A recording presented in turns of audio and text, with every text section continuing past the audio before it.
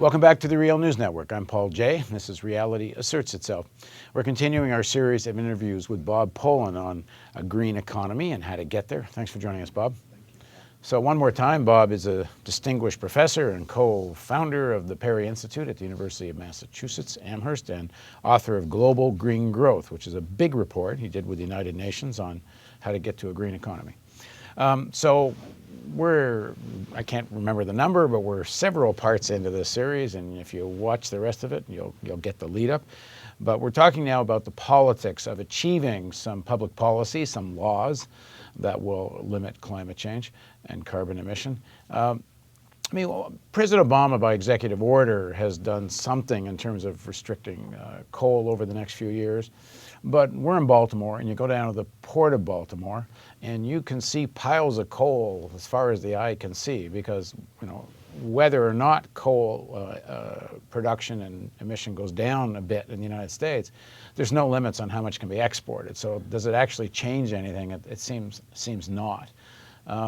It seems that so much of the legislation is kind of superficial. It's to present that we're doing something. But when you dig into it, the substance isn't there, and certainly not enough substance to deal with the urgency of this. So how does, kind of give your take on the politics, and how does that change? Well, again, I think that the things that the Obama administration has done, and it's not just President Barack Obama, but it's the administration, they're real. I wouldn't say they're You're saying it's not nothing, but it ain't nearly enough. Well, it's not, I wouldn't even say it's fair to say it's superficial. I think there have been some major achievements in terms of building a green economy, as I mentioned in a couple sessions ago. I mean, just the raising the fuel efficiency standards in cars, doubling fuel efficiency on cars, that's what has to happen throughout the whole economy. The whole economy has to become twice as efficient. So they're good things. But as we've also talked about, they're not close to being where we have to be. And the way, given the last election, the way politics is going, you're unlikely to see some great big climate change effort at the national level. Hillary Clinton barely ever talks about it. Frankly, President Obama barely talks about it, and the Republicans, most of them don't even against it. No, they talk about it. Well, they don't seem to think climate change actually is real. I mean, well, I think the polling I've seen most. Their phrasing now is, "I'm not a climate scientist, so what do I know?" Right.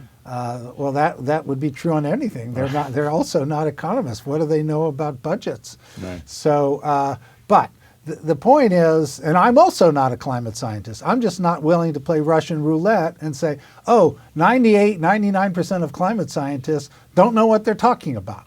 It could be true. Right. It could be true. I'm just not willing to bet the fate of the Earth on it being So if at the national level, it doesn't look like, certainly in the time frame needed, and you look at whoever's going to be president, unless there's some amazing change of politics, which is not very unlikely, the next 4 years, the next 8 years, we're not going to see much change in what we saw in the last 8 years. In fact, it may be worse than the last 8 years. At the national level, it looks quite paralyzed. But at the level of cities, at the level of some states, we are seeing some initiatives. There are some possibilities of breakthrough. So when you apply your modeling to a state and a city, what's that look like? It's equally important, maybe even more important, if we think about retrofitting buildings to make them more energy efficient. Every building should be made more energy efficient, and you can start with municipalities. What about school systems? What about all the public schools? They should just be made more energy efficient now. And this can be done. A, the technology is very straightforward. B, it's going to create a lot of jobs, especially for construction workers. C, it pays for itself after 2-3 years, maybe 4 years. So part of the politics of this is that you get some kind of green rhetoric out of some of the unions, but with a few exceptions, not very loud. I mean, it's interesting in South Africa, the Metal Workers Union is actually in the leadership of calling for reducing carbon emissions and for climate change policy. But you don't see that kind of militancy from any of the big unions here. Well, the nurses union, other than one exception, which are militant around a lot of things. But no, generally speaking, The union movement is split. Why? Because they don't really believe there are going to be jobs. And they know, for example, the Keystone Pipeline will create jobs. Okay, maybe it's 300 jobs, but those are jobs, and we know they're going to happen. When we hear that the green economy is going to create a lot of jobs, that's just a bunch of talk from professors who already have a job and already are doing just fine. And I really appreciate that. I really understand where that's coming from. But when we're talking about building the green economy, it's real. The numbers of job creation are in the millions as opposed to the Keystone Pipeline when we're talking about maybe hundreds of permanent jobs. And so there's some really simple things that are easy to understand, like municipalities deciding to retrofit all their existing buildings to bring their standard of efficiency up 30–40%. How do you pay for it? The Federal Reserve could lend the municipalities money. It's actually within the laws of the Federal Reserve Act. Article 15 allows the Federal Reserve to lend money to municipalities. I talked about this on a previous Real News interview. Use that mechanism to enable the municipalities to finance retrofitting all their buildings. But then you're back at trying to get something done at the national level, which right now seems kind of paralyzed. What could cities and states do if they can't get the feds to do much of anything? They can borrow the money on their own and retrofit the buildings. And they would create a lot of jobs in all of their communities. I mean, they would create jobs for construction workers. Now, another thing that they can do without spending any money, they put out a procurement bids for companies like my company, as we've talked about. We forgot to mention, Bob has a company. Yeah. I should have put that in the introduction, called Pear, and they do retrofitting and clean energy sales, and so everything he's saying, you actually do make a little money out of. This happens, right? So. Yeah, I've made a little money. Let's not exaggerate it. Okay, but I've talked to mayors of smaller cities about this idea. Let my company put in a solar installations in all your schools. You don't have to put up any money, zero, and your energy bill is going to go down. Why not let me do it? And you make money because I make money. You get the efficiency saving goes to you and a certain profit, and then the efficiency saving and the saving from selling the electricity, the solar electricity that they have on their roof. Right. Yeah, and so they don't lose any money at all, and they don't have to finance anything, but they do have to take the initiative to accept this. It doesn't have to be my company. Well, it seems a no-brainer. So yeah, it should be. There's just such massive inertia. I mean, of course, this is a new idea. Some organizations are doing it. I mean, one of the things my company is doing now is installing solar installations in churches and synagogues in the Washington, D.C. area. So nonprofit organizations can do this too. And they're not going to have to pay more for their electricity than they pay now. We're going to have to work out the financing of putting the stuff in, right. But then after that, they save money. Okay, the other side of renewables and energy efficiency, that's one side. The other side is reducing carbon emissions, actually getting to zero fossil fuel use. Yeah. And there's a big debate how to get there. The debate seems to come down to two big schools. Do you do it through regulation and cap and just say, okay, over this next 20 years, your amount you can use is simply capped, and the cap gets lower and lower and lower until you're zero. And if you don't follow it, you go to jail, versus some market mechanism. So where are you on that? Well, first of all, let's just say that there's no getting around that the fossil fuel industry is going to have to experience a massive hit. So in terms of the real politics of this, that's the biggest thing holding everything up. You're saying to oil companies, oh, by the way, your market is going to go down by 40%. How do you like that? I don't think they don't like it very much. So that's there's simply no way around that one. There is simply no technical fix for that.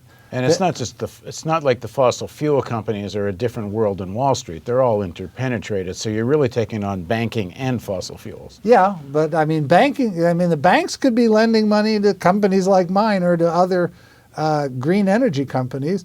But they have trillions of dollars invested in fossil fuels. And to get it out of the ground, they often use Wall Street money to build the infrastructure for the refineries and everything else. And we're saying that this is going to be extinct over the next 50, 60 years. Obviously, they don't like that story.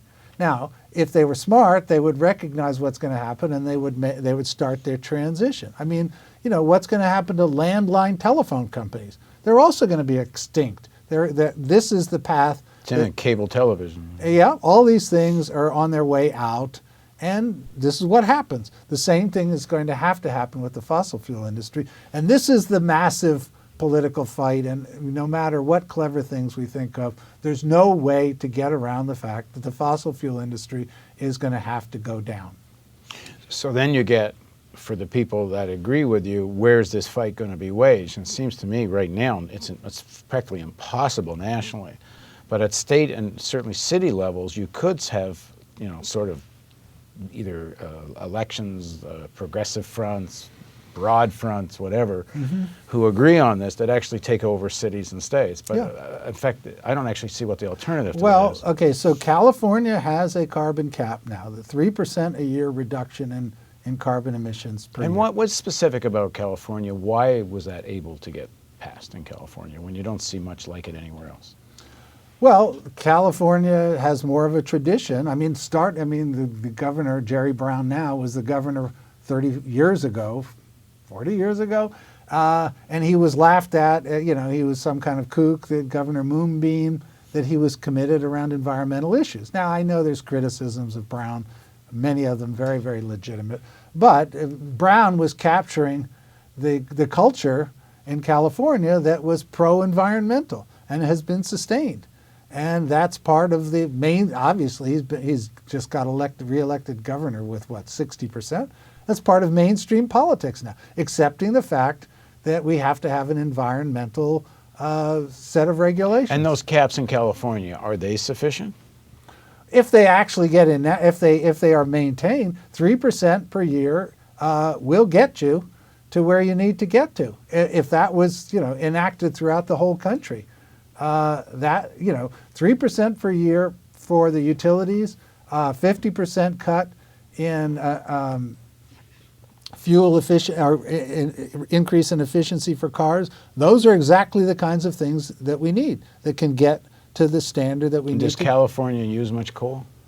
Well, yes, they are now, but they're going to be using less coal. And this is part of the 3% cap. Yeah. And it's not a trade thing. They can't. No, it offset. is a trade. It is a trade thing. Yes. Now, well, that's the thing is that the trade part, and I assume most people watching this know, but if you don't, the idea is that you can kind of buy one way or the other the right to emit more because you're going to plant some trees in Brazil or something. And generally speaking, that's seen as one, a kind of boondoggle because the trees either don't get planted or they would have anyway.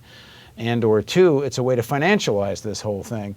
So in the next segment of our interview, we're going to talk about, you know, is cap and trade and the various solutions that are in place actually just ways to make money? Not that if it was effective, then fine, let them make money and be effective. But the question is it actually just smoke and mirrors to make money and not effective? So join us for the continuation of our series with Bob Pollin on Reality Asserts Itself on the Real News Network.